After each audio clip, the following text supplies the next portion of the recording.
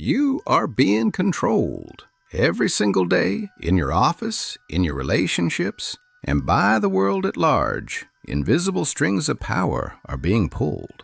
What if I told you that the rules of this game were written down, not in a dusty textbook, but in a book so controversial it's been banned in prisons?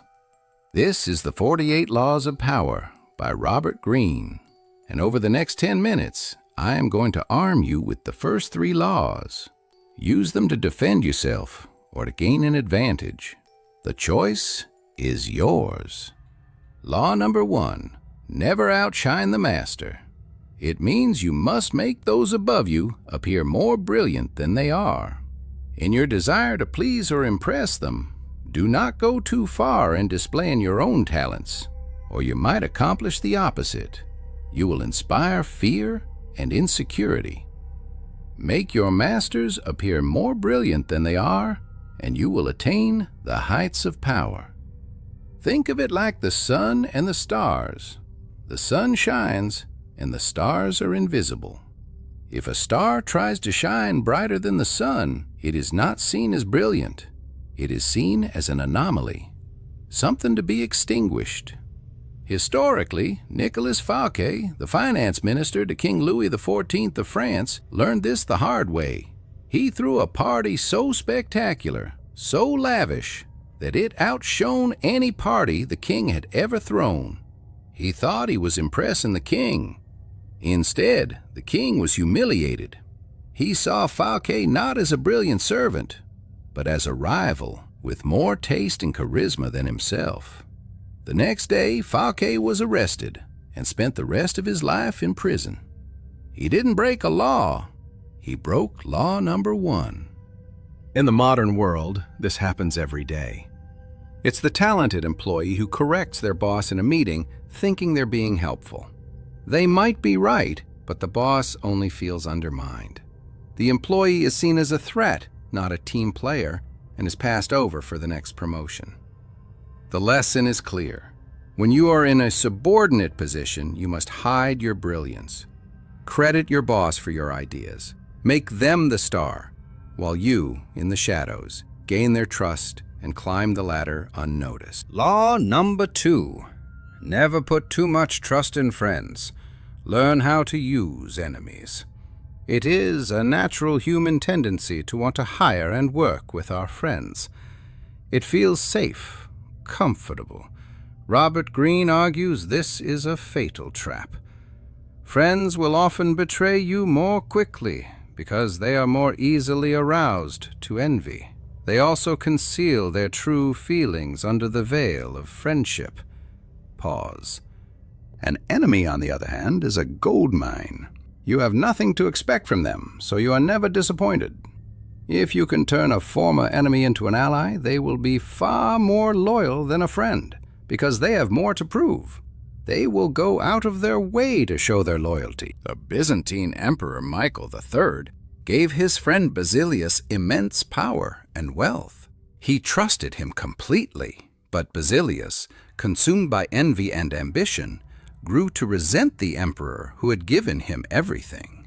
He eventually murdered Michael in his sleep and took the throne for himself. A friend became his deadliest viper. In your life, think about it.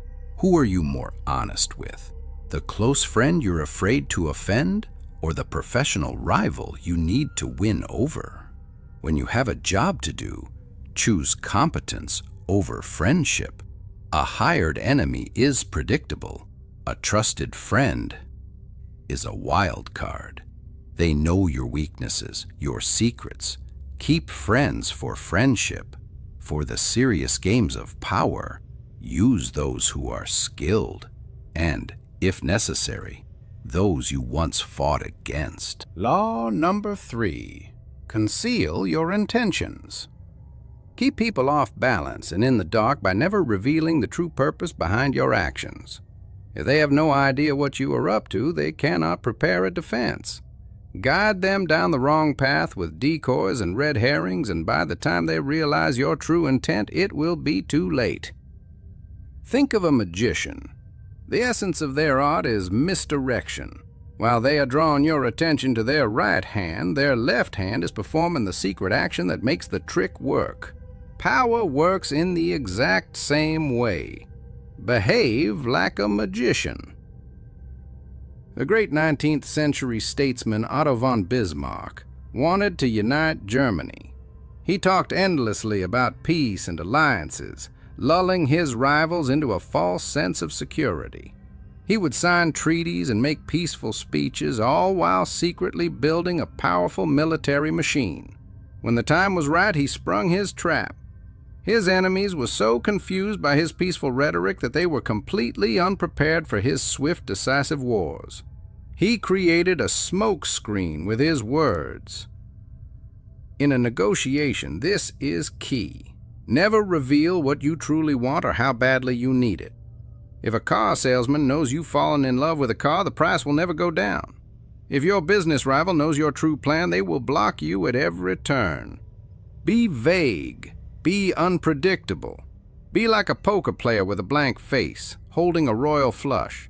Let them guess, let them assume, and let them be wrong. Your intentions should only become clear after the game is already won. So, to recap: 1. Make your superiors feel superior. 2. Trust your enemies before your friends. And 3. Never reveal what you're truly after. These are just the first 3 laws. There are 45 more, each one more subtle, more complex, and more powerful than the last. And believe me, they only get more ruthless from here. We will be exploring all of them on this channel. If you want to understand the mechanics of power, to protect yourself from manipulation, and to master the tools that shape our world, then you need to be here for the next video. Hit that subscribe button and ring the notification bell. Like this video to tell the algorithm that this knowledge needs to be shared. And leave a comment below. Which of these 3 laws have you seen in action in your own life? I'll see you next week for laws 4, 5, and 6. New to the